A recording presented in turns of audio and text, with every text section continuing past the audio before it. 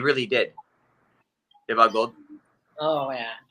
Abangan nyo guys yan. Yung sinasabi nila, abangan nyo, panoorin nyo po yung mga pa-teaser nila. Teaser porn na yan, guys. Makikita nyo doon yung sinasabi ni Nico. How about Gold? Ano yung reaction mo nung malalaman mo si Nico yung makakapareha mo dito sa series na to?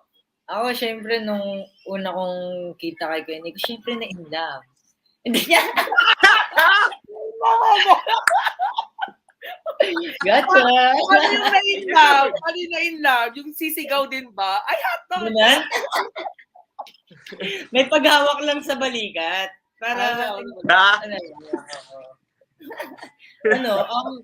syempre happy. Then, kilala ko na si Kuya Nico nung ano pa lang, kay Sir Sid Lucero. And naka-acting ako na siya. And, ayun nga, okay si Kuya Nico. Tapos, medyo kinakabahan ako nung una kasi first time kong ma-partner sa BL talaga na BL na foreigner yung ko.